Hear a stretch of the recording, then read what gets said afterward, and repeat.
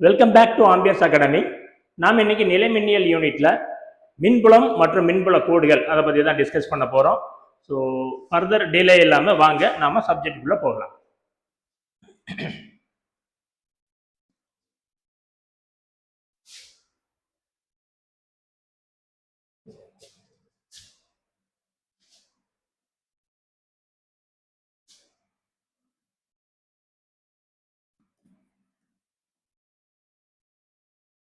So மின் புலம்னா என்ன, எப்படிங்கிற concept ஏன் வந்தது அப்படின்னு பார்த்தோம்னா, மைக்கேல் ஃபாரடே அப்படிங்கிறவர் தான் நமக்கு இந்த மின் புலம் அப்படிங்கிற ஒரு கான்செப்டை இன்ட்ரடியூஸ் பண்ணியிருப்பார். Okay, so Michael Faraday. So இவர் எதுக்காக இந்த கான்செப்டை கொண்டு வர்றாரு அப்படின்னு பார்த்தோம்னா, நமக்கு ஏற்கனவே தெரியும், நாம கூலும் லால டிஸ்கஸ் பண்ணியிருப்போம். இரண்டு புள்ளி மின்துகள்கள், இங்க ஒரு புள்ளி மின்துகள் Q1, இங்க இருந்து ஆறுங்கிற தூரத்துல எனக்கு அடுத்து ஒரு புள்ளி மின்துகள் Q2 இருந்தது அப்படின்னா, இந்த இரண்டு மின்துகளுக்கு இடையே ஒன்னு ஈர்ப்பு விசை அல்லது விலக்கு விசை இருக்குன்னு நம்ம பார்த்தோம். ஓகே, ஸோ இதுக்கு இடையில இருக்கிற அந்த விசை எவ்வளவு அக்கார்டிங் டு கூலும் லா எவ்வளவுன்னு பார்த்தோம், K Q1 Q2 by R². இது நாம ஏற்கனவே டிஸ்கஸ் பண்ணி முடிச்சிட்டோம். Okay fine. ஸோ இரண்டு மின்துகள் இருந்ததுன்னா அதுக்கு இடையில ஒரு ஃபோர்ஸ் இருக்கும், நாம டிஸ்கஸ் பண்ணி முடிச்சிட்டோம். இப்போ நமக்கு வர்ற கொஸ்டின் என்ன அப்படின்னா, ஃபர்ஸ்ட் நான் என்ன பண்றேன், ஒரே ஒரு மின்துகளை தான் கொண்டு வரேன். இந்த இடத்துல எதுவுமே இல்லை, ஒரே ஒரு மின்துகளை தான் நான் முதல்ல கொண்டு வரேன். ஓகே, ஸோ இப்போ பாருங்க, எதுவுமே இல்லாத ஒரு வெற்று இடத்துல, ஒரு புறவெளி அல்லது வெளி இடத்துல ஒரே ஒரு சார்ஜை மட்டும் கொண்டு வர்றேன். Q1ங்கிற ஒரு சார்ஜை நான் இதில் வைக்கிறேன். இப்போ இந்த Q1ங்கிற மின்துகள் மீது ஏதாவது விசை செயல்படுமா அப்படின்னா எதுவுமே செயல்படாது. ஏன்னா இந்த வெளியில என்ன இல்லை, வேற எந்த ஒரு மின்துகளும் இல்லை. ஸோ அதனால அதன் மீது எந்த ஒரு விசையும் செயல்படாது. இப்போ நான் இன்னொரு மின்துகள் Q2வை இங்க இருந்து 6ங்கிற டிஸ்டன்ஸ்ல கொண்டு வந்து வச்சேன்னு அப்படின்னா என்ன ஆகும், இந்த Q2வை வச்ச உடனே இந்த Q2 மேல ஒரு விசை செயல்படும். அப்ப அந்த Q2வை நாங்க வைக்கலன்னா Q2 மேல எந்த ஒரு விசையும் கிடையாது. அப்ப Q2வை கொண்டு வந்து வச்சோம்னா என்ன ஆகும், Q2 மீது ஒரு விசை செயல்படும். அப்போ இந்த Q2வை கொண்டு வந்து வச்ச உடனே ஒரு விசை செயல்படுதுன்னா அங்க வேற ஏதோ ஒண்ணு இருக்கணும், அப்படின்னா தான் அது செயல்படும் அப்படிங்கிறத கொண்டு வர்றாங்க. ஓகே, ஸோ அதை இது நீங்க மாத்தி எடுக்கலாம். Q2ங்கிற ஒரு மின்துகளை முதல்ல எடுத்துட்டு அப்புறமா Q1ங்கிற ஒரு மின்துகளை கொண்டு வந்து வச்சோம் அப்படின்னா, இந்த Q1 மின்துகளை வச்ச உடனேயே என்ன ஆகும், இதன் மீது ஒரு விசை செயல்படும். அதே மாதிரி இதால இதன் மீது ஒரு விசை செயல்படும். சரிங்களா? அப்போ ஃபர்ஸ்ட் ஒரே ஒரு மின்துகள் தான் இருக்குது அப்படின்னா அதன் மீது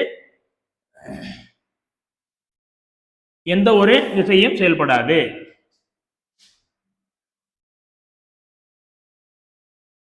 ஒரே ஒரு மின்துகள் தான் இருக்குது அப்படின்னா அதன் மீது எந்த ஒரு விசையும் செயல்படாது. ஆனா இந்த மின்துகள் இருக்கிறதுக்கு கொஞ்சம் தூரத்துல இன்னொரு மின்துகளை கொண்டு வந்து வச்சிட்டோம் அப்படின்னா வைத்த உடனே என்ன ஆகும், இதன் மீது ஒரு விசையும் இதன் மீது ஒரு விசையும் செயல்படும். ஸோ இது எப்படி சிம்பிளான எக்ஸாம்பிள் சொல்லணும் அப்படின்னா, மழை நேரத்துல நமக்கு தெருகள்ல எல்லாம் என்ன ஆகும், தண்ணி ஓடிட்டு இருக்கும். அந்த தண்ணியில பேப்பர் கப்பை செஞ்சு வச்ச உடனே என்ன ஆகும், தண்ணியில எழுதிட்டு போகும். நீங்க அந்த பேப்பர் கப்ல தண்ணியில வைக்கலன்னா ஒன்றும் ஆகாது, வச்ச உடனே என்ன ஆகும், தண்ணியில எழுதிட்டு போயிடும். அப்ப அங்க என்ன இருக்குது, ஏற்கனவே தண்ணி ஓடிக்கிட்டு இருக்குது, ஓடுற தண்ணியில கொண்டு போய் கப்பலை வச்ச உடனே இழுத்துட்டு போகுது. அதே தான் இங்கேயும். ஸோ இதை நீங்க வைக்கிறதுக்கு முன்னாடி இந்த மின்துகளானது அதை சுற்றி ஏதோ ஒன்ன உருவாக்குது.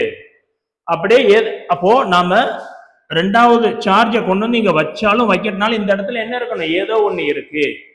அதனாலதான் வச்ச உடனே இது மேல ஒரு விசை செயல்படுது. அந்த ஏதோ ஒண்ணுக்கு பேர் தான் என்னது, மின்புலம். அப்போ ஒரு மின்துகளை நீங்க கொண்டு வந்து வச்சிட்டீங்க அப்படின்னா அந்த மின்துகள் அதை சுற்றி உள்ள இடத்துல எல்லாம் ஒரு மின்புலத்தை உருவாக்கும். சரிங்களா? அப்போ இந்த சார்ஜ், இந்த மின்துகள் Q2 நான் கொண்டு வந்து வச்சிட்டோம் அப்படின்னா இந்த Q2 அதை சுற்றியுள்ள இடத்துல ஃபுல்லா ஒரு மின்புலத்தை உருவாக்கும். அப்ப எல்லா இடத்துலயும் என்ன இருக்கு, மின்புலம் இருக்கு. தண்ணி ஓடிட்டு இருக்கிற மாதிரி, தெருவுல மழை பெஞ்சா தண்ணி ஓடிட்டு இருக்கிற மாதிரி இது என்ன பண்ணுது, அதை சுற்றி எல்லா இடத்துலயும் மின்புலத்தை உருவாக்கிடுது. அப்ப இந்த இடம்ல என்ன இருக்கு, மின்புலம் இருக்கு. இப்ப எந்த ஒரு மின்துகளும் இல்லைன்னா என்ன இருக்கும், எதுவுமே இருக்காது. ஏன்னா மின்புலம் உருவாகணும்னா அங்க மின் துகள் இருக்கணும். அப்போ Q2 என்ற மின்துகளை நீங்க ஒரு இடத்துல வச்சுட்டீங்க, ஏதாவது ஒரு மின்துகளை ஒரு இடத்துல வச்சுட்டீங்க அப்படின்னா அந்த மின்துகள் அதை சுற்றியுள்ள இடத்துல எல்லாம் ஒரு மின் புலத்தை உருவாக்கும். அப்போ இதை சுற்றி மின்புலம் இருக்கும்போது நீங்க Q1ங்கிற ஒரு மின்துகளை கொண்டு வந்து வச்ச உடனே இதன் மீது ஒரு விசை செயல்படும். அதே மாதிரி இதால் இதன் மீது ஒரு விசை செயல்படும். நீங்க அப்படியே மாற்றி கூட சொல்லலாம். நீங்க ஃபர்ஸ்ட் Q1 எடுத்தீங்கன்னா இந்த Q1ங்கிற மின்துகள் தன்னை சுற்றி ஒரு மின்புலத்தை உருவாக்கும். இந்த இடத்துல நீங்க Q2 வச்ச உடனே இந்த Q2 மேல ஒரு விசை செயல்படும். அதே மாதிரி தான் இதால இதன் மீதும் ஒரு விசை செயல்படும். சரிங்களா? சோ இதுதான் மைக்கேல் ஃபாரடே கொண்டு வந்த மின் புலம் அப்படிங்கிற ஒரு கருத்து. சோ மின் புலம்னா என்னன்னு பார்க்கலாங்களா? வாங்க.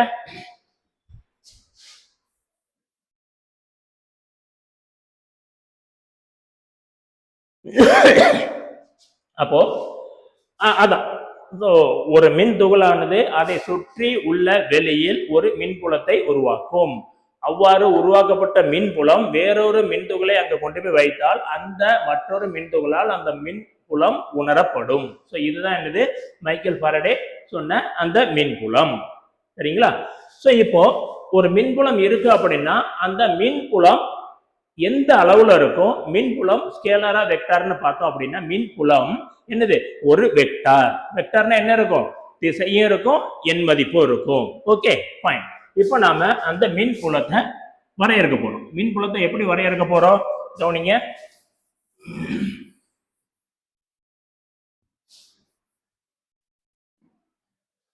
நான் Q என்ற ஒரு மின்துகளை எடுத்துக்கொள்கிறேன். இது என்னோட Qங்கிற மின்துகள். இப்ப இந்த Qங்கிற மின்துகள்ல இருந்து R என்ற தொலைவில் நான் ஒரு புள்ளி P கணக்கில் எடுக்கிறேன். சரிங்களா? இப்போ அந்த Pங்கிற புள்ளியில நான் என்ன பண்ண போறேன்? ஒரு சோதனை நேர்மின்னூட்ட ஓரலகு துகளை வைக்க போறேன். சோ சோதனை மின்துகள்னால என்னது? ஓரலகு நேர்மின்னூட்ட துகள். சோ இந்த இடத்துல Q0 அப்படிங்கிற ஒரு மின்துகளை வைக்கிறேன். இது என்னது? சோதனை மின்துகள். சோதனைக்காக நம்ம வைக்கிறது சோதனை மின் துகள். அப்ப என்னது? இது ஓரலகு நேர்மின்னூட்ட துகள்.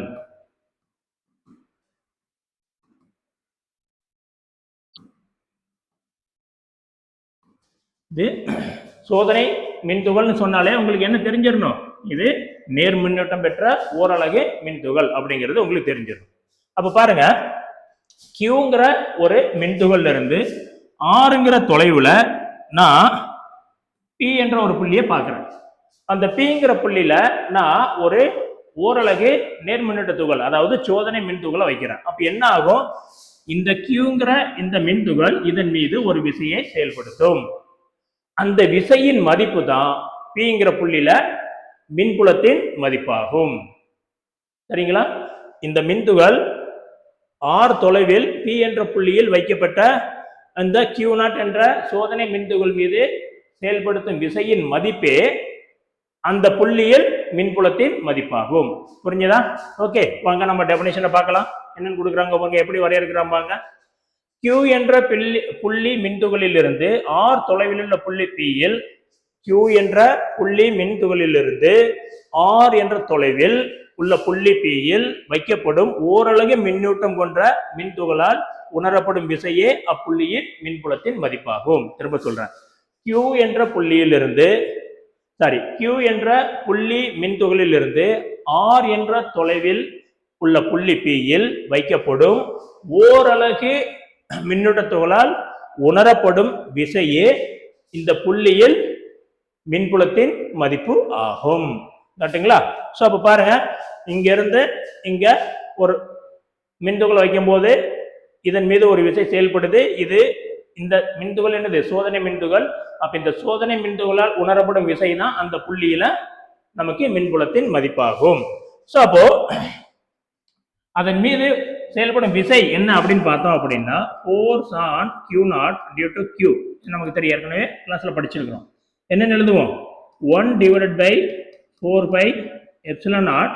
இங்க மின்துகள் Q, அது என்னது? Q0. டிஸ்டன்ஸ் என்னது? R². ஓகே, ஸோ இதுதான். அப்ப இந்த விசை தான் என்னது? இந்த இடத்துல உள்ள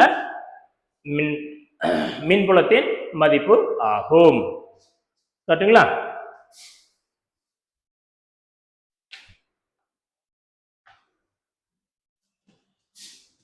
இதனுடைய மதிப்பு என்ன 1. Q நாட் என்னது ஓரலகு, அப்போ அதோட மதிப்பு 1. அப்போ நாம எலக்ட்ரிக் ஃபீல்டை எப்படி எழுதிக்கலாம்? Electric field is a vector that is the force experienced by unit positive charge.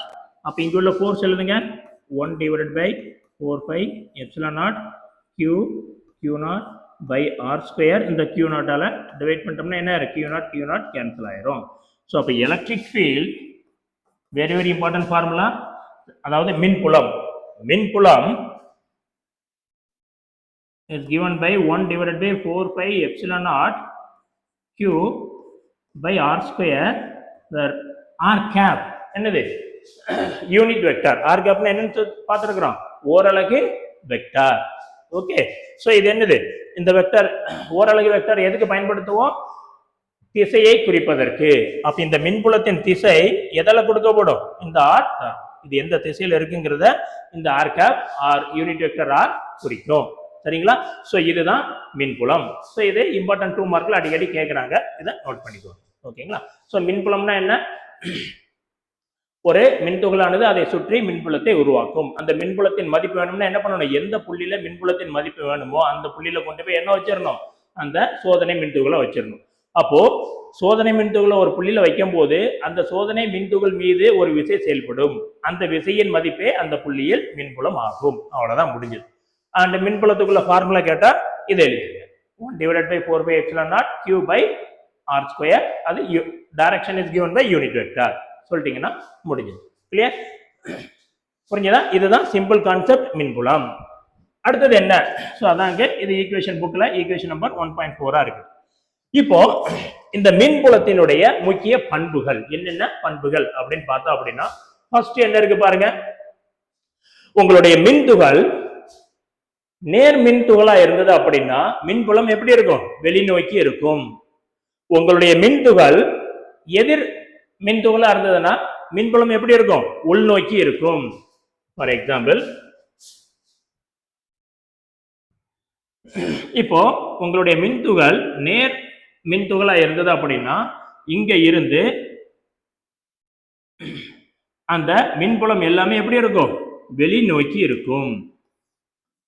இப்படி வெளிநோக்கி இருக்கும். எந்த ஒரு திசையில, இப்ப இந்த திசையில வேணும்னா என்ன பண்ண, 2 புள்ளியும் இணைச்சிட்டோம்னா அந்த திசையில தான் அந்த மின்புலம் இருக்கும். இப்ப இதே இது மைனஸா இருந்தா என்ன இருக்கும்? பிளஸா இருந்துச்சுன்னா மின்புலம் எப்படி இருக்கு? வெளிநோக்கி இருக்கு. அப்போ மைனஸா இருந்ததுன்னா நேர் மின்துகள்னா வெளிநோக்கி, அப்ப எதிர் மின்துகள்னா எப்படி இருக்கும்? உள்நோக்கி இருக்கும். கவனிங்க, இப்ப இதே இது எதிர் மின்துகள்னா மின்புலம்லாம் எப்படி இருக்குது? உள்நோக்கி இருக்கும். இந்த ஒரு புள்ளியில பார்க்கணும்னா மின்புலம் உள்நோக்கி இருக்கும். ஸோ இதான் முதல் பண்பு, அந்த திசை, மின்புலத்தின் திசை. நம்மளோட சார்ஜ், நம்மளோட மின்துகள் வந்து நேர் மின்துகள்னா வெளிநோக்கி, எதிர் மின்துகள்னா மின்புலம் உள்நோக்கி இருக்கும். ஸோ இதுதான் ஃபர்ஸ்ட் பாயிண்ட், அதனுடைய முக்கியமான பண்புல ஃபர்ஸ்ட் பாயிண்ட். சரிங்களா? இப்போ அடுத்தது நாம பார்க்கலாம்.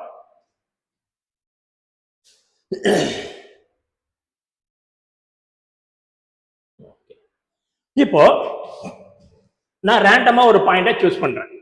ஓகே, ஸோ இதுதான் என்னோட பாயிண்ட். இந்த பாயிண்ட் என்னது? பி. இந்த புள்ளியில மின்புலத்தின் மதிப்பு எவ்வளவுன்னு கொடுத்துட்டான். இந்த புள்ளி மின்புலத்தின் மதிப்பு எவ்வளவு? ஈன்னு கொடுத்துட்டான். பி என்ற புள்ளியில் மின்புலத்தின் மதிப்பு என்னது? ஈன்னு கொடுத்துட்டான். இப்போ இங்க நான் என்ன பண்ண போறேன்? ஒரு சோதனை மின்துகளை வைக்க போறேன். ஸோ இந்த புள்ளியில கொண்டு வந்து நான் சோதனை மின்துகளை வச்சேன் அப்படின்னா இந்த சோதனை மின்துகள் மீது செயல்படும் விசை எவ்வளவுன்னு பார்த்தோம் அப்படின்னா அந்த சோதனை மின்துகள் பெருக்கல் இ, அதாவது Q0E. ஓகே, ஸோ ரொம்ப ரொம்ப முக்கியமான ஃபார்முலா. நீங்க நுழைவுத் தேர்வு எழுதுறீங்க அப்படின்னா இந்த ஃபார்முலாவை அடிக்கடி யூஸ் பண்ணுவோம். ஸோ ஒரு இடத்துல எலக்ட்ரிக் ஃபீல்ட் இ இருக்குன்னா அந்த இடத்துல கொண்டு வந்து வைக்கும் ஒரு மின்துகள் மீது செயல்படும் விசை இந்த ஃபார்முலால இருந்து நமக்கு கிடைக்கும். சரிங்களா? ஸோ இது என்ன, ஏதாவது ஒரு புள்ளியில இயங்குற எலக்ட்ரிக் ஃபீல்டு இருக்குன்னா அந்த மின்புலம் இது, இந்த புள்ளியில மின்புலத்தின் மதிப்பு இ அப்படின்னா அந்த புள்ளியில் வைக்கப்படும் மின்துகள் மீது செயல்படும் விசை என்னது? அந்த மின்துகள் பெருக்கல் அந்த புள்ளியில் உள்ள மின்புலம். பார்த்துட்டோம் அப்படின்னா அதன் மீது செயல்படும் விசை நமக்கு கிடைச்சிடும். ஸோ இதுதான் என்னது, மின்புலத்தில் வைக்கப்பட்டும் ஒரு மின்துகள் மீது செயல்படும் விசை is given by this formula. இந்த ஃபார்முலால இருந்து நாம அதை தெரிஞ்சுக்கலாம். ஓகே, ஸோ இந்த ஃபார்முலா. அப்புறம் ஒரு புள்ளியில மின் புலத்தின் மதிப்பு சோதனை மின்துகளை சார்ந்தது அல்ல. கொடுத்துக்கிறோம் பாருங்க, மின்புலமானது சோதனை மின்துகளின் மின்னூட்டமை சார்ந்தது அல்ல. இது எதை மட்டும்தான் சார்ந்தது? மூல மின்துகளின் மின்னூட்ட மதிப்பை மட்டுமே சார்ந்தது. ரொம்ப ரொம்ப முக்கியம். என்ன அப்படின்னு பார்த்தா அப்படின்னா, இப்ப நம்ம ஏற்கனவே டிஸ்கஸ் பண்ணதுல என்ன டிஸ்கஸ் பண்ணோம்? இந்த இடத்துல கியூங்கிற ஒரு சார்ஜ் எடுத்துக்கிறேன். இங்க இருந்து ஆறுங்கிற தொலைவில் ஒரு புள்ளி பி எடுக்கிறேன். இந்த புள்ளியில எனக்கு மின்புலத்தின் மதிப்பு வேணும்னா அந்த புள்ளியில கொண்டு போய் ஒரு சோதனை மின்துகளை வைப்பேன். இந்த சோதனை மின்துகளால் உணரப்படும் விசையே அந்த புள்ளியில் மின்புலத்தின் மதிப்புன்னு நாம பார்த்தோம். சரிங்களா? ஆனா அப்போ இங்க இது சோதனை மின்துகள், இது என்னது? மூல மின்துகள். அப்போ இந்த புள்ளியில மின்புலத்தின் மதிப்பு எதை மட்டுமே சார்ந்தது? மூல மின்துகளை மட்டுமே சார்ந்தது. எதை சார்ந்திருக்காது? சோதனை மின்துகளை சார்ந்திருக்காது. ஏன்? ஏன்னா நமக்கு இந்த மூல மின்துகளால் ஆர் என்ற தொலைவில் உள்ள புள்ளி பியில் உருவாக்கப்படும் மின்புலத்தின் மதிப்பு உள்ள ஃபார்முலா என்னன்னு பார்த்தோம். மின்புலம் E is equal to 1 divided by 4 pi epsilon naught Q by R square. So இதுதான் அந்த மின்புலத்துக்குள்ள ஃபார்முலான்னு பார்த்தோம். ஸோ இந்த மின்புலத்தின் ஃபார்முலாவில் எங்கேயாவது சோதனை மின்துகள் Q0 இருக்குதா? இல்லை. எது மட்டும்தான் இருக்குது? மூல மின்துகள் Q, அப்புறம் இதுக்கும் சோதனை மின்துகளுக்கும் இடையில உள்ள தூரம் R. ஸோ அதனாலதான் என்ன சொல்றோம், ஒரு புள்ளியில் மின்புலத்தின் மதிப்பு எதை சார்ந்தது கிடையாது? சோதனை மின்துகளை சார்ந்தது கிடையாது. அது எதை மட்டுமே சார்ந்தது? மூல மின்துகளை மட்டுமே சார்ந்தது. சரிங்களா? ஸோ அது ரெண்டாவது ஆர் மூணாவது இம்பார்ட்டன்ட் பாயிண்ட். அப்புறம் என்ன நாலாவது என்ன அப்படின்னு பார்த்தோம் அப்படின்னா, மின்புலம். நாம ஏற்கனவே சொன்ன மாதிரி மின்புலம் ஸ்கேலாரா வெக்டார்னு பார்த்தோம்னா அது என்னது? வெக்டார். வெக்டார்னா என்னது? எண் மதிப்பும் இருக்கும், திசையும் இருக்கும். அப்ப இது வெக்டாரா இருக்கிறதுனால நீங்க உங்களுடைய புள்ளியை மாற்றினால் அந்த மின்புலமும் மாறும். வெக்டார்னா ஏதாவது ஒண்ணு மாறினாலே அது மாறுதுன்னு அர்த்தம். திசை மாறினாலும் மாறுதுன்னு அர்த்தம், எண் மதிப்பு மாறினாலும் மாறுதுன்னு அர்த்தம். அப்போ ஒவ்வொரு புள்ளியும் ஒவ்வொரு மின்புலத்தையும் ஒவ்வொரு திசையையும் கொண்டிருப்பதனால் நீங்கள் புள்ளியை மாற்றினால் உங்களது மின்புலமும் மாறும். உதாரணத்துக்கு இங்க பாருங்க, மின்புலம் எப்படி இருக்குது? ஆறுக்கு எதிர் விகிதத்தில் இருக்கு. அப்ப ஆர் கூடுச்சுன்னா இ என்னது? குறைய ஆரம்பிச்சிடும். தொலைவு கூட கூட மின்புலம் குறைய ஆரம்பிச்சிடும். சரிங்களா? இப்ப பாருங்க, இந்த கடைசி புள்ளியை எக்ஸ்பிளைன் பண்ணலாம். இப்போ இதுதான் நம்மளோட மூல மின்துகள். இப்ப இந்த மூல மின்துகள்ல இருந்து 1 மீட்டர் டிஸ்டன்ஸ் இங்க ஒரு பாயிண்ட் எடுக்கிறோம், இது பி. அதே 1 மீட்டர் டிஸ்டன்ஸ்ல இங்க ஒரு பாயிண்ட் எடுக்கிறோம், இது Q. அதே அப்புறம் என்ன பண்றோம், 0.5 மீட்டர் டிஸ்டன்ஸ்ல இங்க ஒரு பாயிண்ட் எடுக்கிறோம், அது என்னது? எஸ். இப்போ இந்த டிஸ்டன்ஸ் என்னது? 1 மீட்டர். இங்க இருந்து இது வரைக்கும் உள்ள டிஸ்டன்ஸ் 1 மீட்டர். இங்க இருந்து இது வரைக்கும் உள்ள டிஸ்டன்ஸ் 1/2 மீட்டர். இங்க இருந்து இது வரைக்கும் உள்ள டிஸ்டன்ஸ் 1 மீட்டர். சரிங்களா? இப்போ இந்த இடத்துல பிங்கிற பாயிண்ட்ல எலக்ட்ரிக் ஃபீல்டு மின்புலத்தை பார்த்தோம்னா என்ன இருக்கும்? E is Q by R square என்னது? 1 ஸ்கொயர். இப்படிதான் இருக்கும். இது என்னது? தூரம் அதிகம். அப்ப இந்த இடத்துல மின்புலம் கம்மியா இருக்கும். கிட்ட வர வர மின்புலம் என்னவா இருக்கும்? அதிகமாகும். ஏன்னா தூரம் குறைய குறைய மின்புலம் என்னது? கூடும். ஏன்னா உன்னோட மின்புலமோ உன்னோட தூரமோ எதிர் தகவல் இருக்கு. அப்போ ஒண்ணு கூடிச்சுன்னா ஒண்ணு குறையும். அப்ப பாருங்க, இதே லைன்ல இங்க பார்த்தோம் அப்படின்னா மின்புலம் அதிகமா இருக்கு, அதே இது இங்க பார்த்தோம்னா மின்புலம் குறைவா இருக்கு. அப்ப இந்த இடத்துல மின்புலத்தின் திசை எப்படி இருக்கும்? இப்படி இருக்கும். இந்த இடத்துல மின்புலத்தின் திசை இப்படி இருக்கும். அப்படியே இங்க வாங்க, பிங்கிற பாயிண்ட் 1 மீட்டர் டிஸ்டன்ஸுக்கு மாதிரி கியூங்கிற பாயிண்ட் என்னது? 1 மீட்டர் டிஸ்டன்ஸ்ல இருக்கிறது தான். ஆனா அப்ப இங்க அந்த மின்புலத்தின் மதிப்பு சமமா இருக்கலாம். ஏன்னா இது 1 மீட்டர், இது 1 மீட்டர். ஆனா இங்க மின்புலம் எப்படி இருக்குது? இந்த திசையில இருக்குது. இங்க மின்புலம் எப்படி இருக்கும்? இந்த திசையில இருக்கும். சரிங்களா? சோ அதனால நீங்க உங்களுடைய புள்ளியை மாற்றினால் மின்புலமும் மாறும். மின்புலம்னா எது? ஒன்னு திசை மாறும், அல்லது மதிப்பு மாறும், அல்லது ரெண்டுமே மாறும். ஸோ அப்படி புள்ளியை மாற்ற மாற்ற மின்புலமும் என்ன ஆகிட்டு இருக்கும், மாறிக்கிட்டே இருக்கும். ஸோ அதுதான் இது. மின்புலம் ஒரு வெக்டர் அளவு என்பதனால் அதற்கு தனித்த ஒரு திசையும் எண் மதிப்பும் வெளியில் உள்ள ஒவ்வொரு புள்ளியிலும் இருக்கும். நீங்க ஒவ்வொரு புள்ளியிலும் எடுத்தா அதனுடைய எண் மதிப்பு ஒன்னா இருக்கும், அதனுடைய திசை ஒன்னா இருக்கும். சரிங்களா? ஸோ இதுதான் அடுத்த பாயிண்ட்.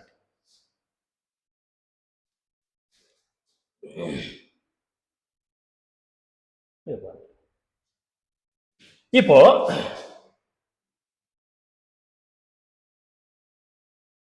நான் இந்த இடத்துல ஒரு மூல மின்துகள் வச்சுட்டேன். அப்ப நமக்கு தெரியும் இந்த மூல மின்துகள் என்ன பண்ண போகுது, அதை சுற்றி உள்ள இடத்துல எல்லாமே மின்புலத்தை உருவாக்க போகுது. சரிங்களா? ஓகே.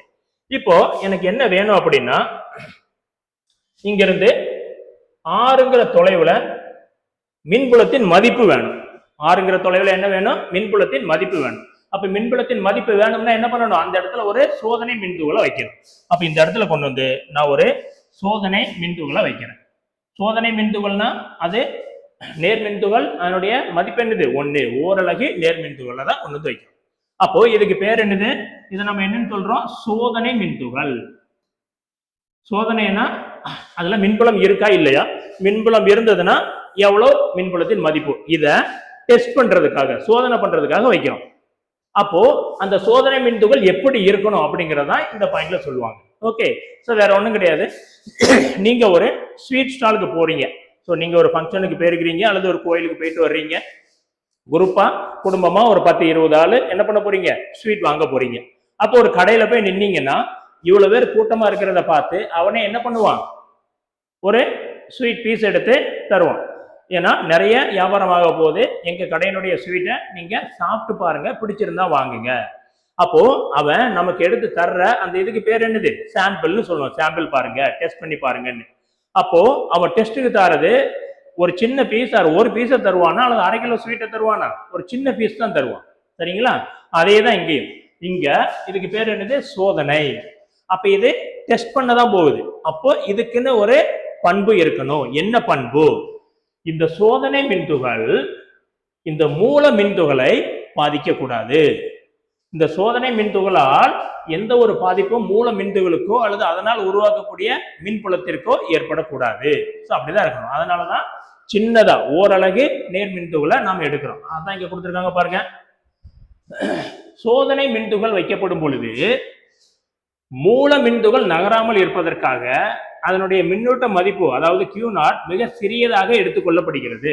ஏன், இங்கேயும் ஒரு பெரிய மின்துகளை கொண்டு வந்து வச்சிட்டீங்கன்னா இது இதன் மீது ஒரு விசையை கொடுக்கும். ஆமாவா இல்லையா?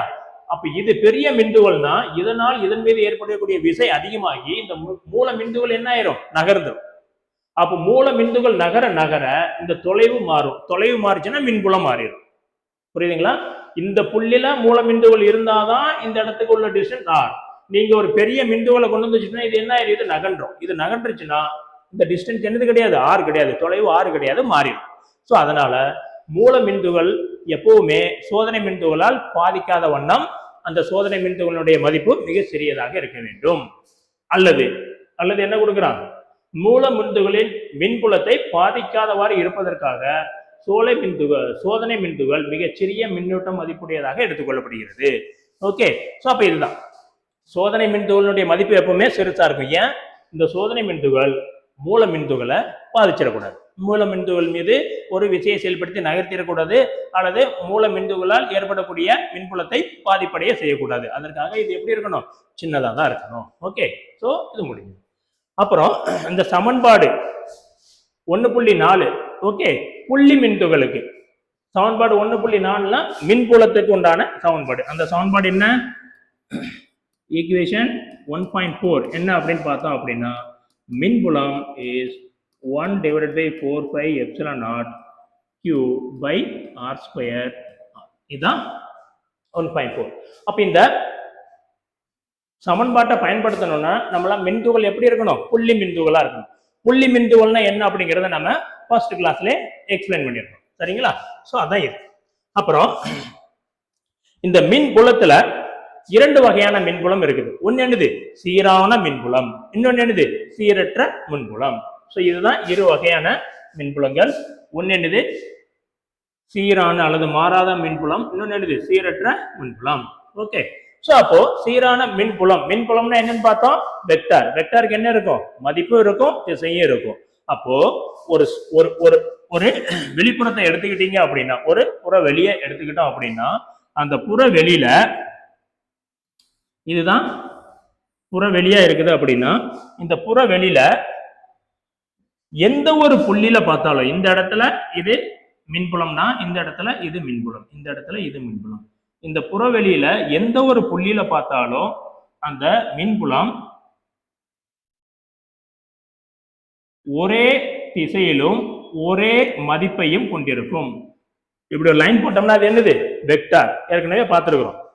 அப்ப பாருங்க, எல்லாத்தோட திசையும் எப்படி இருக்குது, ஒரே திசையில இருக்குது.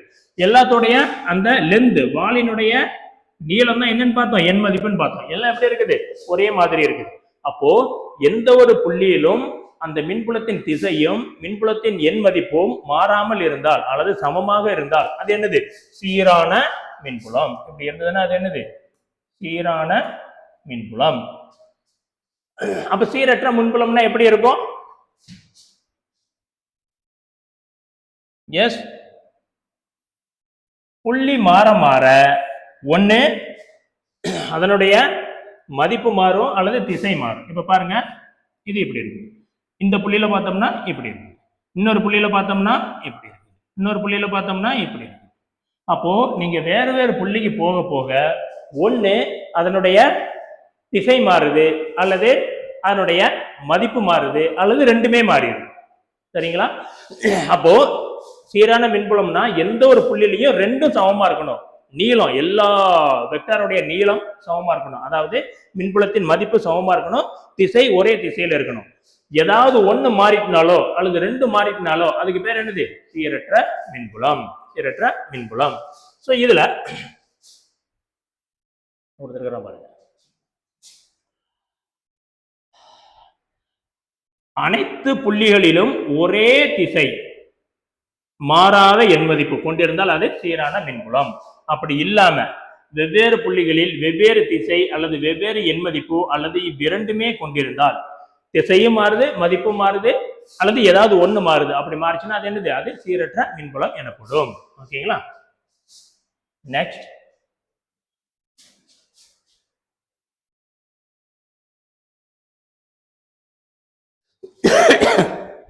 இப்ப அடுத்து என்னது, புள்ளி மின்துகள்களால் ஆன அமைப்பு. புள்ளி மின்துகளை கொண்டுள்ள ஒரு அமைப்பு, வேற ஒண்ணும் கிடையாது. ஒரே ஒரு புள்ளி மின்துகள் இருக்குது Q, இங்க இருந்து ஆறுங்கிற தொலைவுல இந்த பாயிண்ட் P, இந்த இடத்துல மின்புலம் எவ்வளவு அப்படின்னா என்ன, 1/4πε0 அந்த மின்துகள் டிவைடட் பை r², இது அதனுடைய திசையை குறிக்கும். நம்ம பார்த்தோம். இப்போ ஒரு மின்துகளுக்கு பதிலாக ஒன்றுக்கு மேற்பட்ட மின்துகள் இருக்குது. உதாரணத்துக்கு இந்த இடத்துல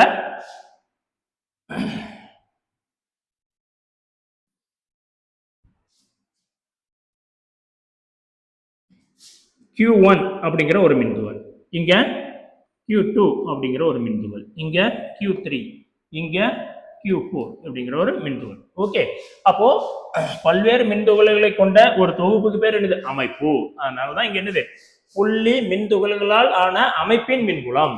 அப்போ இதுதான் புள்ளி மின்துகள், இதாலான அமைப்புனா இது எல்லாத்தையும் சேர்ந்ததுதான் என்னது, புள்ளி மின்துகள்களால் ஆன அமைப்பு.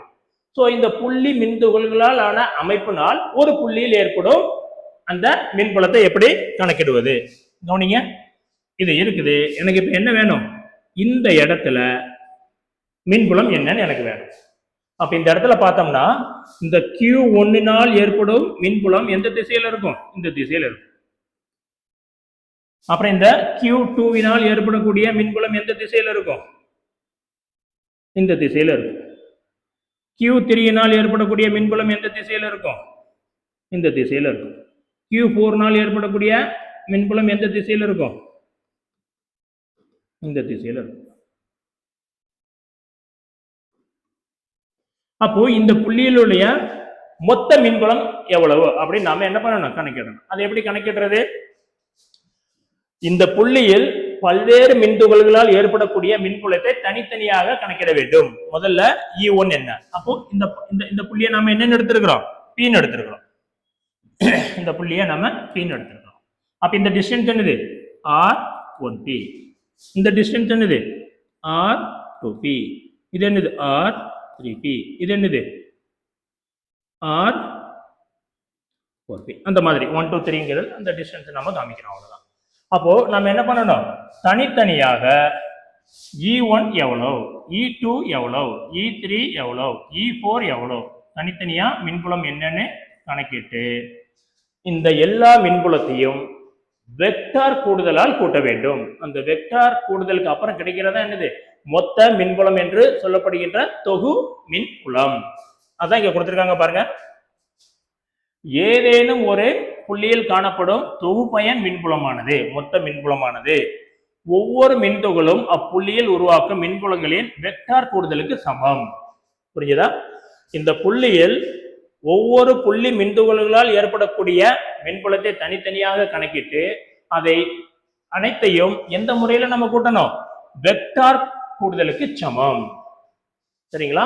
சோ இந்த புள்ளியில உள்ள தொகுபயன் மின்புலமானது மற்ற புள்ளி மின்துகள்களால் அந்த புள்ளியில் ஏற்படுத்தக்கூடிய மின்புலத்தின் வெக்டார் கூடுதலுக்கு சமமாகும். அவ்வளவுதான். தனித்தனியா கண்டுபிடிச்சு எல்லாத்தையும் வெக்டார் முறையில நீங்க கூட்டிட்டீங்கன்னா வர்றது என்னது? அந்த புள்ளியில் இருக்கிற மொத்த மின்புலம் அல்லது தொகுபயன் மின்புலம். சோ இதுதான் இந்த பாயிண்ட். புரிஞ்சுதா? ஓகே. சோ இதுதான் என்னது? நம்ம அங்க பார்த்ததுதான் மேற்பொருந்துதல் தத்துவம். ஒரு புள்ளியில ஒன்றுக்கு மேற்பட்ட விஷயம் செயல்பட்டுச்சுன்னா என்ன பண்ணுவோம்? ஒவ்வொரு விஷயம் தனித்தனியா கணக்கிட்டு எல்லாத்தையும் என்ன பண்ணிடணும்? கூட்டிடணும். அதே தான் இங்கேயும் அந்த மின்புலத்தை தனித்தனியா கணக்கிட்டு அப்புறம் எல்லாத்தையும் நீங்க கூட்டிட்டீங்கன்னா உங்களுக்கு கிடைக்கிறதா என்னது? தொகுபயன். அந்த கூடுதல் எப்படி இருக்கணும்? சாதாரண கூடுதல் கிடையாது. என்னது? வெக்டார் கூடுதல். வெக்டார் கூடுதல்னா என்ன, சாதாரண கூடுதல் என்ன அப்படிங்கிறத நம்ம என்ன பார்த்துருக்கிறோம்? போன கிளாஸ்ல டிஸ்கஸ் பண்ணியிருக்கிறோம். டவுட் இருந்ததுன்னா அந்த செகண்ட் பார்ட்டை பாருங்க. கிளியர்? ஃபைன். இப்போ அடுத்த டாபிக் என்ன அப்படின்னு பார்த்தோம் அப்படின்னா மின்புல கோடுகள். மின்புல கோடுகள்னா என்ன? இப்போ வெரி சிம்பிள். ஒரு இடத்துக்கு நம்ம அப்படியே நடந்து போய்கிட்டு இருக்கிறோம். ஓகே, தெருவில். அப்போ அந்த வீட்டு முன்னாடி ஒரு போர்டு தொங்க போட்டிருப்பாங்க. ஒரு சில வீட்டுல என்ன போட்டிருப்பாங்க? நாய்கள் சாக்கிறதை. அது எதுக்கு? இந்த வீட்டுக்குள்ள நாய் இருக்கு, புதுசா வர்றவங்க கதவை திறந்துட்டு நேரடியா உள்ள வந்துடாதீங்க. அதே மாதிரி நம்ம ரோட்ல எங்கேயாவது பைக்லயோ கார்லயோ போய்கிட்டு இருந்தோம் அப்படின்னா அங்கங்க ஒரு குறியீடு பலகை இருக்கும். அதுல என்ன போட்டிருப்பாங்க? ஸ்பீட் பிரேக்கர் இருக்குது அல்லது ரோடு பெண்டாக போகுது அப்படிங்கிறத நமக்கு சொல்றதுக்காக வைக்கப்படக்கூடிய ஒரு போர்டு தான் அது. அதே மாதிரி தான் ஒரு புற வெளியில் அல்லது வெளியில் மின்புலம் இருக்கு அப்படிங்கிறத தெரிவிக்கிறதுக்காக ஒரு கோடு வரைஞ்சி காமிப்பாங்க. அப்படி மின்புலத்தின் இருப்பை தெரிவிப்பதற்காக வரையப்படும் அந்த தொடர் கோடு தான் என்னது? மின்புல கோடுகள். மின்புலம் இருக்குன்னு காட்டுறதுக்காக வரையப்படக்கூடிய ஒரு கோடு தான் மின்புல கோடுகள். இங்க கவனிங்க. புறவெளியில் ஒரு பகுதியில் அமைந்துள்ள மின்புலத்தை காண்பிக்கும் வண்ணம் வரையப்படும் தொடர் கோடுகளே மின்புல கோடுகள். அப்ப மின்புல கோடுனா பெருசா ஒண்ணும் கிடையாது. மின்புலம் இருக்குன்னு சொல்றதுக்காக வரையப்படக்கூடிய தொடர் கோடு, ஒரு கண்டினியூஸ் லைன். அதான். இப்ப இந்த மின்புல கோடுகளுக்குன்னு ஒரு சில பண்புகள் இருக்கு. அது என்ன நம்ம பார்க்கலாம். மின்புலத்தின் பண்பு தான் மின்புல கோடுகளின் பண்பு. பெருசாலாம் ஒண்ணும் கிடையாது. ஸோ அதை தான் இங்கே டிஸ்கஸ் பண்ணுவோம். கொஞ்சம் சேஞ்சஸ் மட்டும் இருக்கும். ஸோ இங்க கவனிங்க. ஃபர்ஸ்ட் பாயிண்ட் என்ன போடுது? மின்புல கோடுகள் நேர்மின் துகளில் தொடங்கி எதிர்மின் துகளிலோ அல்லது முடிவிலா தொலைவிலோ முடிவடைகிறது. இங்க ரெண்டு கேஸ். இப்போ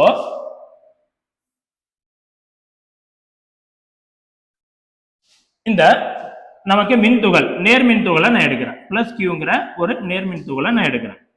இப்ப இந்த நேர்மின் துகள்ல இருந்து மின்புலம் எப்படி இருக்கும்? வெளிநோக்கி இருக்கும். அப்ப மின்புல கோடுகளும் எப்படி இருக்கும்? வெளிநோக்கி தான் இருக்கும். அப்போ இங்க இருந்து எனக்கு இந்த திசையில மின்புல கோடுகள் போகும். ஏன்னா மின்புலத்தை குறிக்கிறதா மின்புல கோடுகள். அப்போ இதுதான் ஆரம்பம். எங்க முடியும் அப்படின்னு பார்த்தோம்னா இந்த இடத்துல ஒரு எதிர் மின்னூட்ட துகள் இருந்தது அப்படின்னா இந்த மின்புல கோடுகள் இதுல போய் முடிஞ்சிடும். சோ மின்புல கோடுகள் ஆரம்பிக்கிறது இந்த பிளஸ்ல, முடிகிறது எங்க? ஒரு எதிர்மின் துகள் இருந்ததுன்னா அந்த எதிர்மின் துகள்ல முடிவடைஞ்சிடும். சப்போஸ் உங்களுக்கு இந்த நேர்மின் துகள் இருக்குது ஆனா எதிர்மின் துகளே இல்லை, எதிர்மின் துகளே இல்ல. அப்போ இந்த மின்புல கோடுகள் எங்க முடியும் அப்படின்னு பார்த்தோம் அப்படின்னா, அது முடிவிலா தொலைவில், முடிவே இல்லாத ஒரு தொலைவுன்னு ஒண்ணு இருக்குதா? புரியுது இல்ல? முடிவில்லா தொலைவுன்னு சொல்றாங்க. முடிவு இருக்கணும். முடிவே இல்லைன்னா நீங்க போனா போய்கிட்டே தான் இருக்கும், போனா போய்கிட்டே தான் இருக்கும். இங்கிலீஷ்ல அதை என்னன்னு சொல்லுவோம்? இன்ஃபினிட்டின்னு சொல்லுவோம். ஓகே, முடிவே கிடையாது. அப்போ இந்த கோடு முடியுமான்னு கேட்டா முடியும். ஆனா எங்க முடியும்? முடிவிலா தொலைவு. அந்த முடிவிலா தொலைவை நம்மளால அடைய முடியுமானா அடையவே முடியாது. சரிங்களா? சோ அதே மாதிரி தான். சோ இதுதான் ஆரம்பம். முடிவு என்னது? முடிவு இல்லாம போய்கிட்டே இருக்கும். ஏன்? அது எங்க போய் முடியுது? முடிவே இல்லாத தொலைவு. அப்படி ஒரு தொலைவே கிடையாது, அதனால அது போய்கிட்டே இருக்கும். ஓகே, சோ இதுதான். அப்போ ஒரே ஒரு பிளஸ் மட்டும்தான் இருக்கு அப்படின்னா அதுல ஆரம்பிச்சு போய்கிட்டே இருக்கும் முடிவில்லா தொலைவு. ஆனா ஒரு பிளஸ் இருந்து ஒரு மைனஸ் இருந்துச்சுன்னா இங்க ஆரம்பித்து இங்க என்ன ஆயிரும்? இங்க முடிவு ஆயிரும். இது நமக்கு ஒரு நேர் மின்துகள் இருந்ததுன்னா இந்த மாதிரி. இப்ப நேர் மின்துகளுக்கு பதிலா எதிர் மின்துகள் இருந்தா என்ன ஆகும்? எதிர் மின்துகள் இருந்ததுன்னா அந்த மின்புல கோடுகள் முடிவடையும் இடமா அது இருக்கும். இது இந்த மாதிரி முடிவடைகிற இடமா இருக்கும். அப்ப இது முடிவடையுதுன்னா இதோட ஆரம்பம் எங்க இருக்கணும்? ஒரு பிளஸ்ல இருக்கணும். அப்போ ஒரு எதிர்மின் துகள்னா அந்த எதிர்மின் துகள்ல மின்புல கோடு முடிவடைஞ்சிரும். அப்ப எங்க இருந்து ஆரம்பிக்கும்? நேர்மின் துகள்ல இருந்து ஆரம்பிக்கும். அதே மாதிரிதான் உங்களுக்கு ஒரு கொஸ்டின். இப்போ ஏண்ட எதிர்மின் துகள் மட்டும்தான் இருக்கு, நேர்மின் துகளே இல்லை. அப்ப எதிர்மின் துகள்னா என்ன ஆகும்? அந்த மின்புலம் முடிகிற இடம். இது என்னது? மின்புலம் முடிவு. இது என்னது? மின்புலம் ஆரம்பம். இப்ப எனக்கு என்ன இருக்கு? எதிர்மின் துகள் மட்டும்தான் இருக்கு. எதிர்மின் துகள் இருந்ததுன்னா அந்த இடத்துல மின்புல கோடுகள் என்ன ஆகும்? முடிவு மட்டும்தான் ஆகும். அப்ப இதனுடைய ஆரம்பம் எங்க இருக்கும் அப்படின்னு பார்த்தோம்னா எங்க இருக்கும்? முடிவில்லா தொலைவு. முடிவில்லா தொலைவை யாராவது கண்டுபிடிக்க முடியுமா? கண்டுபிடிக்கவே முடியாது. அப்போ முடிவில்லா தொலைவிலிருந்து ஆரம்பமாகும் அந்த மின்புல கோடுகள் எதிர்மின் துகள்ல முடிவடையும். ஸோ இதுதான் நாம இங்க பார்க்குற இந்த பாயிண்ட். நீங்க மின்புல கோடுகள் நேர்மின் துகளில் தொடங்கி எதிர்மின் துகளிலோ அல்லது முடிவிலா தொலைவிலோ முடிவடைகிறது. அதே மாதிரி மாற்றி சொல்லலாம். மின்புல கோடுகள் நேர்மின் துகள் தொடங்கி எதிர்மின் துகளில் முடிவடையும் அல்லது முடிவிலா தொலைவில் தொடங்கி எதிர்மின் துகளில் முடிவடையும். நாங்க இங்க பார்த்துக்கலாம். ஓகே, பிளஸ்ல தொடங்கி மைனஸ்ல முடியுது, அல்லது பிளஸ்ல தொடங்கி முடிவிலா தொலைவில் முடியுது. இங்க பிளஸ்ல தொடங்கி மைனஸ்ல முடியுது, அல்லது முடிவிலா தொலைவில் தொடங்கி மைனஸ்ல முடியுது. ஓகே, இதுதான் நம்ம அடுத்த பாயிண்ட். இப்ப நெக்ஸ்ட் பாயிண்ட் பார்த்தோம் அப்படின்னா, அந்த மின்புல கோடு இருக்குது.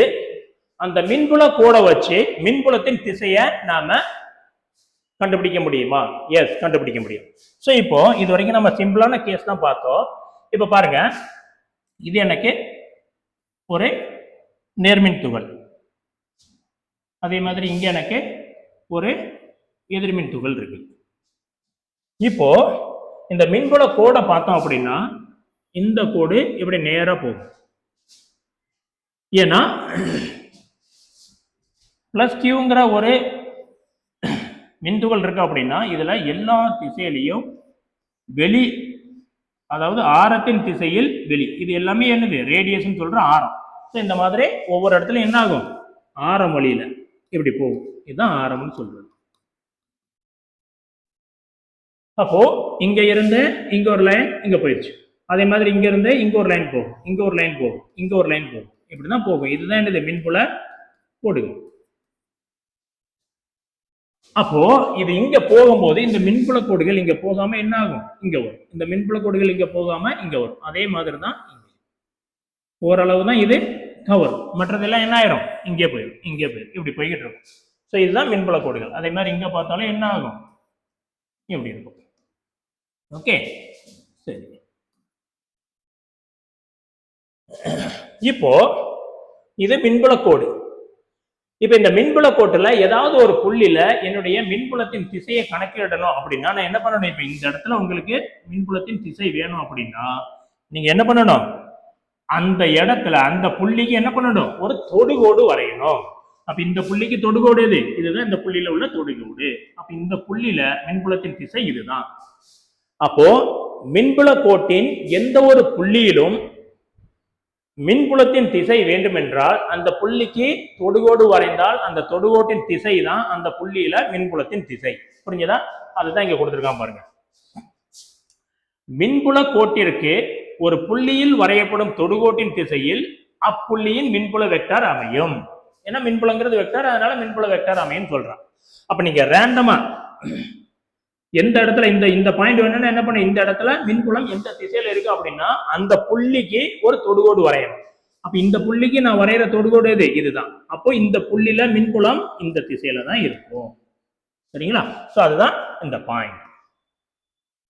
அடுத்து என்ன சொல்றான், எந்த பகுதியில் மின்புல கோடுகளின் செறிவு அதிகமா இருக்கோ அந்த இடத்துல மின்புலத்தின் மதிப்பு அதிகமா இருக்கும்.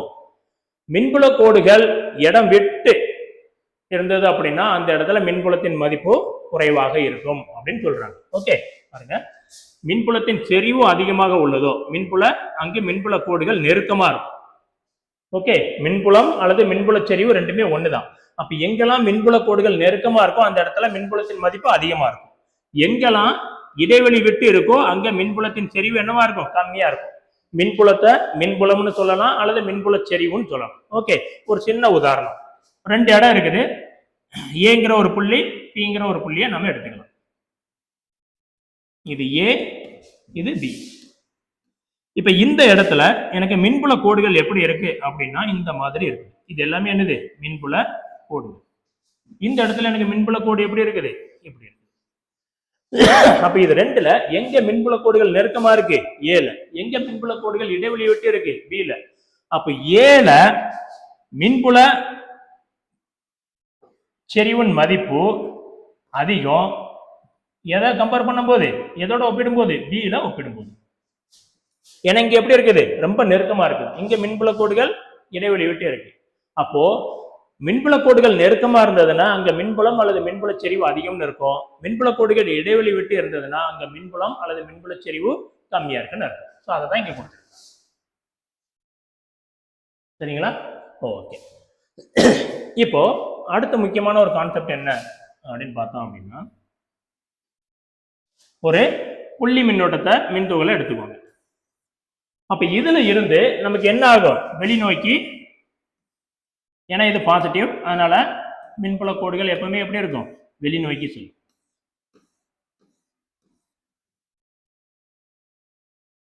மின்புல கோடுகள் எப்பவுமே வெளிநோக்கி செல்லும். இந்த மாதிரி எடுத்துக்கலாம். இப்ப இதுல என்னோட கையை கொண்டு போய் வச்சோம்னா அந்த மின் துகளுக்கு பக்கத்துல கை வைக்கும் போது என்ன ஆகுது? ஒரு 4 கோடு என் கை வழியா போகுது. அதே இது தூரமா போக போக என்ன ஆகும்? இங்கெல்லாம் வச்சுட்டோம்னா ஒரே கோடு தான் போகும். அப்போ ஒரு பரப்பளவை அல்லது ஒரு பரப்பளவு வழியே ஊடுருவி செல்லும் மின்புல கோடுகளின் எண்ணிக்கை அந்த இடத்துல மின்புல செறிவை கொடுக்கும். அப்ப பாருங்க, இந்த மின்துகளுக்கு பக்கத்துல பார்த்தோம் அப்படின்னா எனக்கு என்ன ஆகுது? எத்தனை கோடு என் கை வழியா போகுது? 4 கோடு கை வழியா போகுது. நான் தூரமா போக போக என்ன ஆகுது? 4 கோடு, இங்க 4 கோடு, இங்க 3 கோடு, இங்க 2 கோடு, இங்க வர வர 1 கோடு. அப்போ தூரமா போக போக எனது கையின் வழியே செல்லக்கூடிய மின்புல கோடுகளின் எண்ணிக்கை குறையுது. அப்போ மின்புல கோடுகளின் எண்ணிக்கை குறையுதுன்னா மின்புலம் அல்லது மின்புல செறிவு என்ன ஆகுது? கம்மியாகுதுன்னு அர்த்தம். அது நமக்கு தெரிஞ்சது தானே. ஏன்னா மின்புல செறிவு அல்லது மின்புலம் தொலைவுக்கு எதிர்த்தகவில் இருக்கும். அப்ப இந்த மின்துகளிலிருந்து தூரமா போக போக ஆர் கூடும். ஆர் கூடுச்சுன்னா என்ன ஆயிரும்? கம்மியாயிரும். கரெக்ட் தானே? ஸோ இங்கிருந்து நான் தூரமா போக போக போக என்னுடைய மின்புல செறிவு அல்லது மின்புலம் குறையும். ஸோ அதை தான் இங்க கொடுத்துருக்கேன். ஓகே, அடுத்து 2 மின்புல கோடுகள் ஒன்றை ஒன்று வெட்டாது. இது ரொம்ப ரொம்ப முக்கியமான 2 மார்க். ஏன் அப்படின்னு பார்த்தோம் அப்படின்னா, இப்போ இந்த இடத்துல நம்ம என்ன கால்குலேட் பண்ணியிருக்கிறோம்? அந்த மின்புலத்தின் திசையை கணக்கில் எடுத்திருக்கிறோம். கரெக்டுங்களா? அப்போ இந்த இடத்துல கொண்டு வந்து நீங்க ஒரு மின்துகளை வச்சீங்க அப்படின்னா இந்த மின்துகள் எந்த திசையில நகரும்னா இந்த திசையில நகரும். ஓகே, அதே மாதிரி இந்த இடத்துல மின்புலத்தின் திசை இங்க அப்படின்னா இங்க கொண்டு வந்து ஒரு மின்துகளை வச்சோம்னா அது என்ன ஆயிரும்? இந்த திசையில நகர ஆரம்பிச்சிடும். Okay fine. இப்போ இது எல்லாமே என்னது? மின்புல கோடு. இங்க என்ன கொடுத்திருக்கிறாங்க? 2 மின்புல கோடுகள் ஒன்றை ஒன்று வெட்டி கொள்ளாது. 2 மின்புல கோடுகள் ஒன்றை ஒன்று வெட்டி கொள்வதில்லை. ஏன் அப்படின்னா அவ்வாறு வெட்டி கொண்டால் ஒரே புள்ளியில் 2 மின்புல வெக்டார் தோன்றும் நிலை உருவாகும். அவ்வாறு வெட்டி கொண்டால் ஒரே புள்ளியில் இருவேறு மின்புல வெக்டார்கள் உருவாகும் நிலை உள்ள நிலை ஏற்படும். அப்ப இருவேறு மின்புல கோடுகள் ஒரே புள்ளியில இருந்ததுன்னா என்ன ஆகும் கவனிங்க. இப்போ இது ஒரு மின்புல கோடு, இது ஒரு மின்புல கோடு, 2 மின்புல கோடுகள் அவை ஒன்றை ஒன்று வெற்றும் விதமாக நம்ம எடுத்துருக்கிறோம். அப்ப இந்த புள்ளியில அந்த மின்புலம் எந்த திசையில இருக்கும் அப்படின்னா எப்படி வேணும், அதுக்கு ஒரு தொடுகோடு வரையணும். அப்ப இந்த மின்புல கோடுக்கு தொடுகோடு இந்த இடத்துல வரைஞ்சோம்னா என்ன இருக்கும், இங்க இருக்கும். அப்ப இங்க இதுதான் என்னது மின்புலத்தின் திசை. அதே மாதிரி இந்த கோடுக்கு இது என்னது மின்புலம். அப்ப இந்த ஒரு புள்ளியில எனக்கு 2 மின்புலம் இருக்கு, இரு திசையில மின்புலம் இருக்கு. சரிங்களா? ஓகே. இப்போ இந்த புள்ளியில கொண்டு வந்து நான் ஒரு மின்துகளை வச்சோம்னா இங்க என்ன பார்த்தோம், ஒரு புள்ளியில ஒரே மின்புலம் இருந்ததுன்னா அந்த திசையில அந்த மின்துகள் நகரும். இங்க ஒரே புள்ளியில எத்தனை மின்புலம் இருக்கு, 2 மின்புலம் 2 திசையில இருக்கு. அப்ப இந்த இடத்துல வைக்கப்படுகின்ற ஒரு மின்துகளானது ஒரே நேரத்தில் 2 திசையில் செல்ல வேண்டும். ஆனா இயற்கையில் அது நடக்குமா, நடக்காது. அதனால என்னது, 2 மின்புல கோடுகள் ஒன்றை ஒன்று வெட்டாது. அதுதான் இங்க சொல்லியிருக்காங்க, ஒன்றை ஒன்று வெட்டாது. அப்படி வெட்டி கொண்டால் ஒரே புள்ளியில் இருவேறு மின்புல வெக்டார் உள்ள நிலை ஏற்படும். இந்த ஒரே புள்ளியில இது ஒரு மின்புல வெக்டார், இது ஒரு மின்புல வெக்டார், இப்படி 2 மின்புல வெக்டார் உருவாகும் நிலை ஏற்படும். அவ்வாறு ஏற்பட்டால் என்ன ஆகு, அவ்வாறு ஏற்பட்டால் அந்த வெட்டு புள்ளியில் வைக்கப்படும் ஒரு மின்துகளானது ஒரே நேரத்தில் இருவேறு திசைகளில் நகர வேண்டும். 2 மின்புலம் உருவாகிற நிலை வருது. அப்படி 2 மின்புலம் வந்துச்சுன்னா அந்த புள்ளியில வைக்கப்படும் ஒரு மின்துகள் 2 திசையில ஒரே நேரத்தில் நகர வேண்டிய நிலை ஏற்படும். இது இயற்கையில் நடக்காத ஒன்று. எனவே மின்புல கோடுகள் ஒன்றை ஒன்று வெட்டி கொள்வதில்லை. இயற்கையில அது என்னது கிடையாது, நடக்காது. அதனால என்ன ஆகுது, 2 மின்புல கோடுகள் ஒன்றை ஒன்று வெட்டாது. ஸோ இது ஒரு முக்கியமான 2 மார்க் கொஸ்டின் பார்த்துக்கோங்க.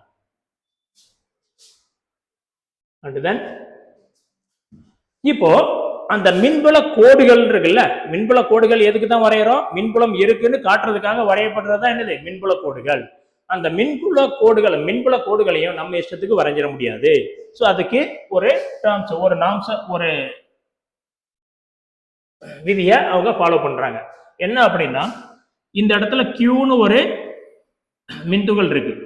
கியூங்கிற மின்துகள்ல இருந்து ஒரு 3 மின்புல கோடுகள் வெளியே போற மாதிரி இருக்கு. அப்படின்னா இந்த இடத்துல 2Qன்னு ஒரு மின்துகள் இருந்ததுன்னா இங்க இருந்து எத்தனை கோடு போகணும், எஸ் கரெக்ட், 6 கோடு போகும்.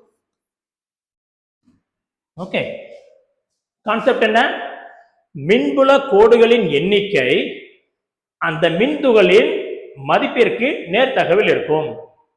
அப்ப கியூங்கிற மின்துகள்ல இருந்து 3னா 2Qல இருந்து எத்தனை போகணும், 6 போகணும். 3Qனா 9 போகணும்.